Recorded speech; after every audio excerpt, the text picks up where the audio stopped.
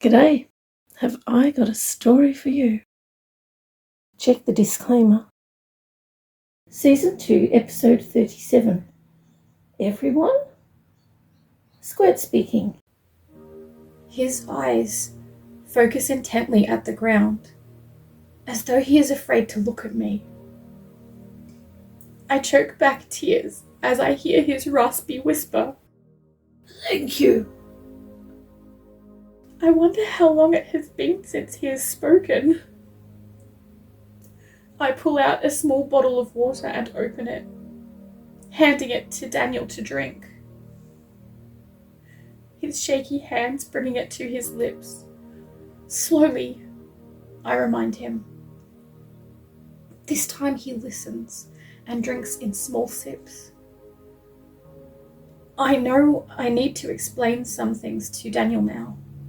Everything about our journey, the bus, the bunker, and my counterpart self.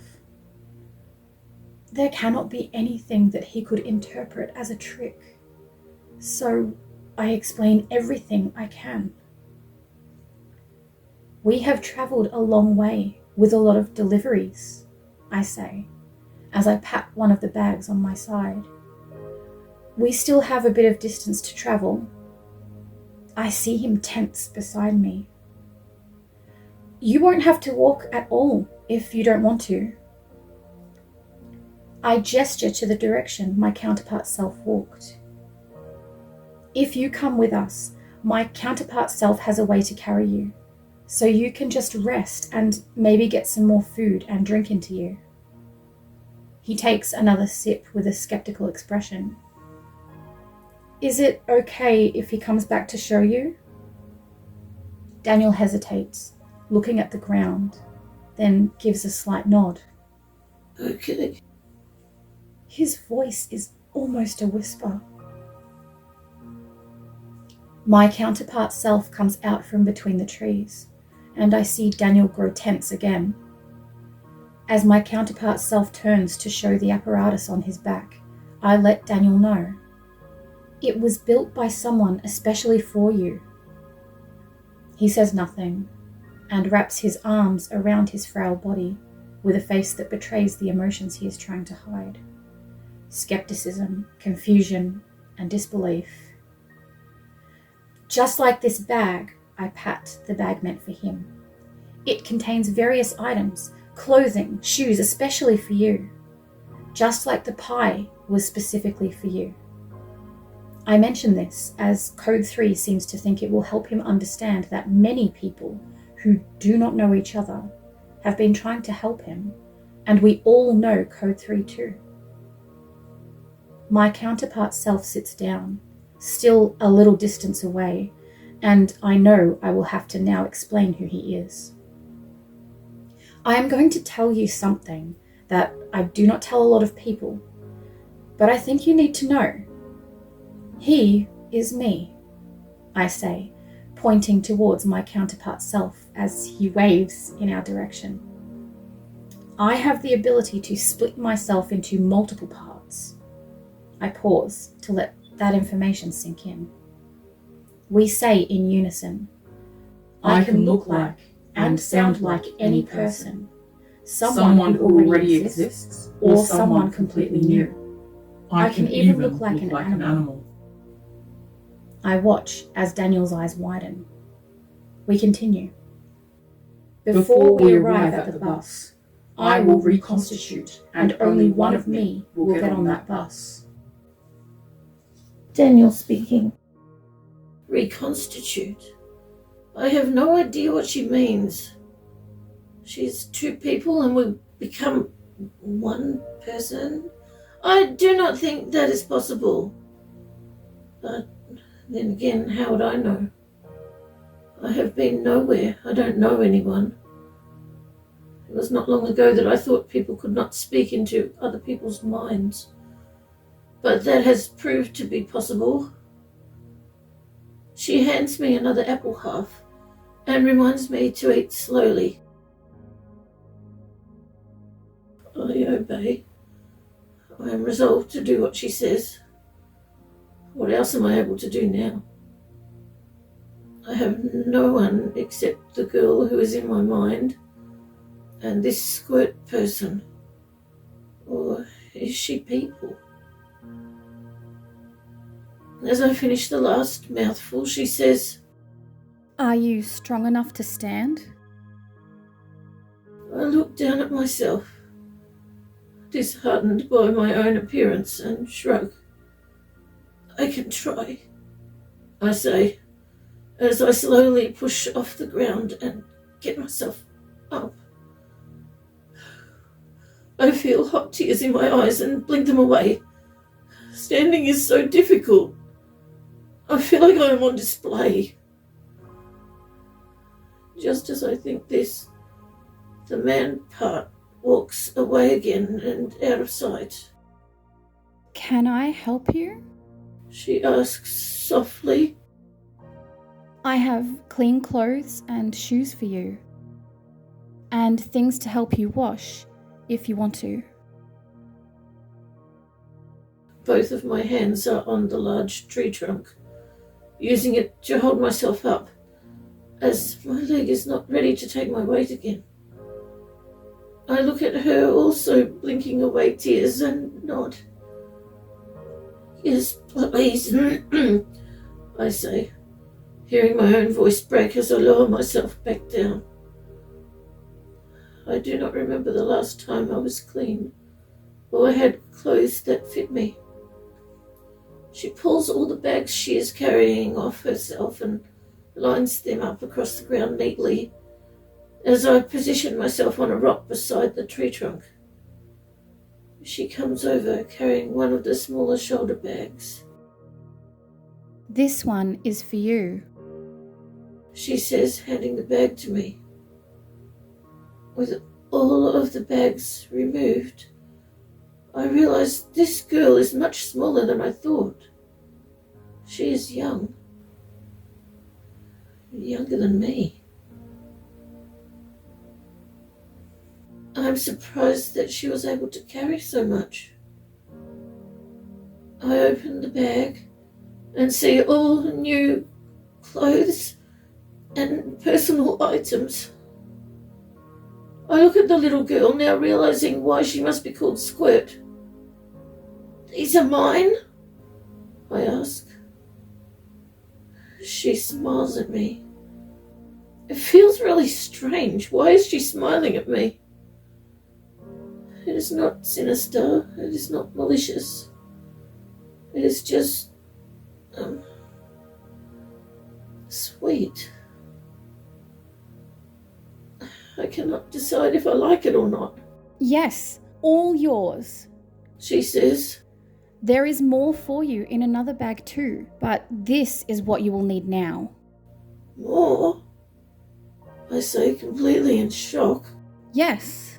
She says, pointing to a bigger bag at the end of the line. I just sit in silence. I don't know what to say. It is almost impossible to believe. This is all for me. Squirt speaking. Daniel allowed me to help him to wash and dress in his new clothes. It is lovely to see him in clothes that are clean and that fit him. He seems more comfortable. Have you decided if you would like to come with us? I ask as I start placing all the bags back around myself. Daniel nods slowly, with a sadness in his eyes. There is nowhere else to go, he whispers, as if talking to himself rather than to me. Would you like to travel on my back? I ask, gesturing to where my counterpart self last sat. I see Daniel shiver slightly and his shoulders scrunch in like he is trying to make himself smaller. Yes, please, he says, quietly, his body slumping in resignation. My counterpart self, or man-me, as Daniel has called him, returns to us and kneels to allow Daniel into the apparatus on his back. I help Daniel onto man-me's back and am surprised to see Daniel relax just a little. Maybe because he no longer needs to try and run, or maybe because he fits perfectly. We head towards our next destination. Man-Me and I still carrying a significant amount of bags. We do not technically have any more deliveries, as all of these will be coming with us when we arrive. I start telling Daniel about the bus, the bunker, and encourage him to ask questions. What are all the bags for? Daniel asks. Well, you already know that this one, I lift his bag with the leather strap, is full of the things you will need. The rest are very similar, but with items for other people. There are also a few with extra supplies for the journey, like this one. I pull an apricot out of the food pouch and hand it to him. He eats slowly now, more calm, as though he isn't worried that it will disappear or that there won't be any more. Will there be other children there? He asks, sounding a little more interested. Absolutely, a lot of children. Many are like you. He looks at me skeptically, so I clarify. They are escaping from someone or something, going somewhere to live away from those things. The skepticism melts away, replaced with what appears to be fear. Are there a lot of parents and adults too? I nod. There are adults there. I see his head droop and his body shudder a little. I look up into his eyes as we pause for a moment. These adults are different, not like the ones you know, and I won't just leave you there. I will be staying for a while, and I won't leave unless you say it is okay. And you don't have to stay there if you don't want to. It is your choice. He pauses as he listens to Code 3 confirming what I have said, and his face softens, but only a little. Okay, He says with reservation, his expression grim and full of sadness. I don't think he believes a lot of what we discuss, but it seems like he thinks he has no choice. You can leave any time you want to, Daniel, I say, trying to sound hopeful. And if there is somewhere specific you want to go instead, we can take you there. I look up at him just in time to see an expression of distrust flash over his face for a split second. It is like he is caught between skepticism, sadness, fear, and resignation. He doesn't trust us, thinks everything is a trick or a trap, but thinks he has no other option. Somewhere inside, though, there is a little hope. I start talking about the bunker and what it will be like, how we will get there, and about some of the people who already call the bunker home. But it is like Daniel doesn't want to hear it, just in case it isn't true. How come you can split into different people? He asks, most likely in an effort to change the subject. Actually, I'm not really sure why I specifically have the abilities that I do. I guess they are just what suit me. They are a part of me, I say. Abilities? He asks. You have other things you can do? I nod. Yes, splitting is a fun one, but it's usually not the first one noticed. I guess because it's not something I do around people I do not trust. Daniel's face looks contemplative. Does that mean you trust me? Yep, I say, without hesitation. Daniel's face now holding an expression of, actually, I don't know what to call it, like he cannot believe what I'm saying, but wants to. I explain. I have known Code 3A a long time. I trust her, and she told me I can trust you. So I trust you, even if you don't trust me. Daniel remains silent for a little while. I guess he is either trying to make sense of some things I have said, or he is talking with Code 3. Eventually, he asks, How did you get your abilities? I think about all the different things I've been told.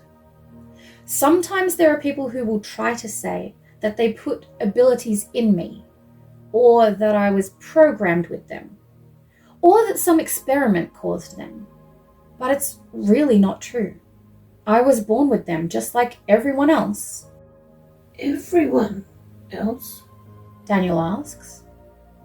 I begin thinking of all the people I have seen in the facilities, the laboratories, the factories, the clinics, all the people put through tests, strapped in mind control machines and programming devices, locked in cages and in cells, hurt and tortured for science. I turn to face Daniel, slowly walking backwards while we have some flat ground. These people, they try to erase our memories so we don't remember what we can do. They don't want us to know who we are. We are all born with our abilities, everyone. Just sometimes people do not know what they have or have forgotten. I look up at him again, his face frozen with a scrunched up nose and a sadness in his eyes, like his brain is spinning through too many thoughts to articulate. Daniel looks sideways like he doesn't know what to say. A lot of people who will be at the bunker, and some on the bus too, they have been through these things. They have been told lies about their abilities, about their lives, and have had their memories stolen or hidden or edited. But now, they will be free from it and to get to know who they are properly. I feel tears in my eyes and turn to walk forwards, brushing the tears away before they fall. Will they remember? He asks softly. Yes, it is never permanent, I say. The memories always resurface or become unburied, or they are returned. One day, the bunker will be a place where everyone will know their abilities and can use them. Everyone? He asks, sounding skeptical again. Yes, everyone, I say. Code 3 lets me know that I should not elaborate further. Daniel speaking. I don't want to ask any more questions about this.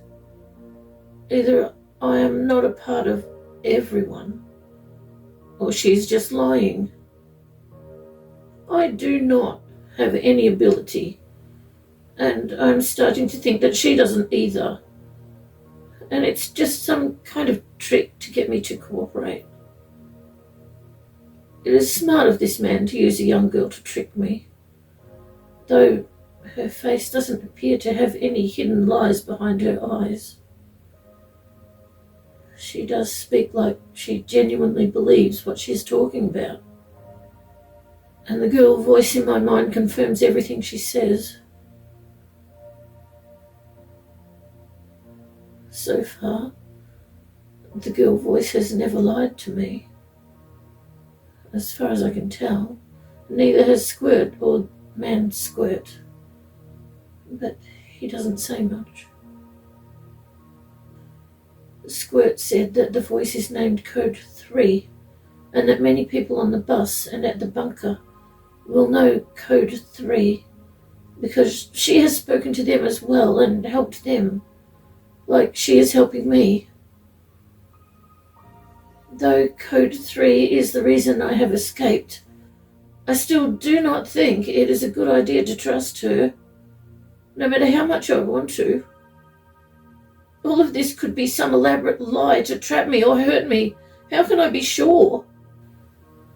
It is so difficult to know what to do. Even if this is not a trap, it sounds like a lot of people are going to be on the bus and at the bunker. I do not know any of these people. I do not know if it is going to be safe. Maybe I'm better off on my own. I have been watching. Squirt and Man Squirt walk in unison. They swing their arms in unison, even when not looking at each other. When Squirt speaks, Man Squirt moves his shoulders like hers, tips his head like hers. They both push their hair behind their ear at the same time, in the same way. When Squirt walked backwards, she didn't need to look at all where she was going.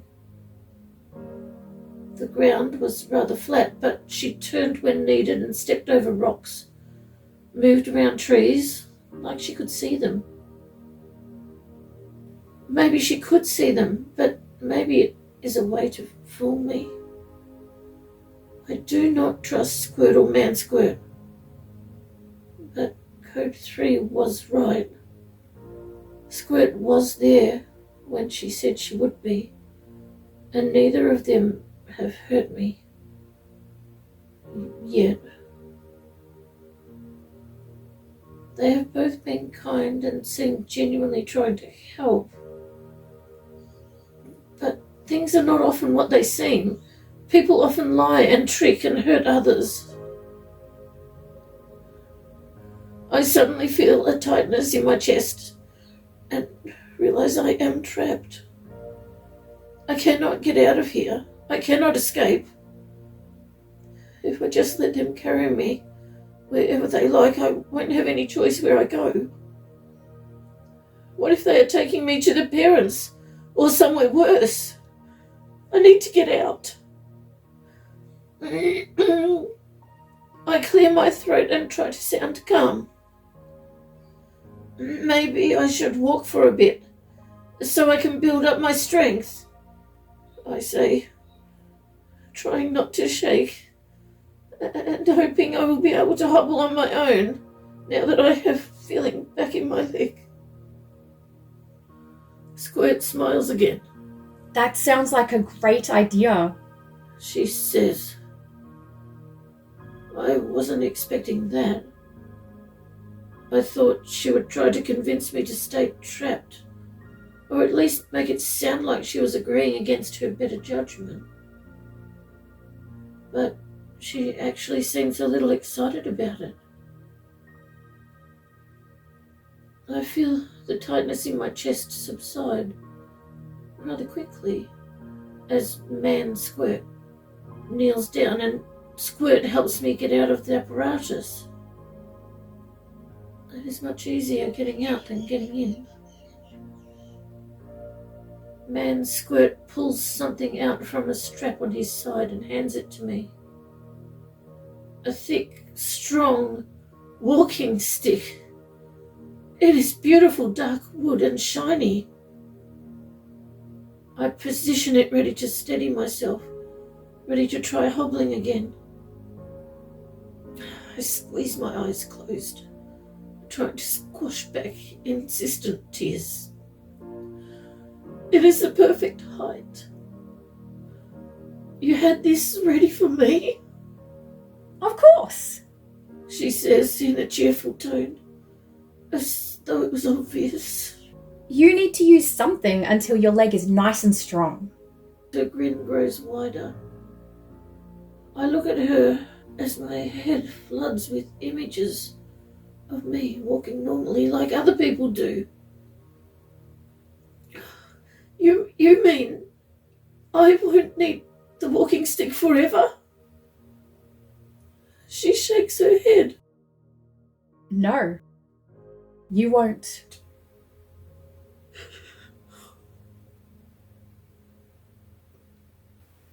Thank you so much for joining us with a cuppa. We appreciate your company.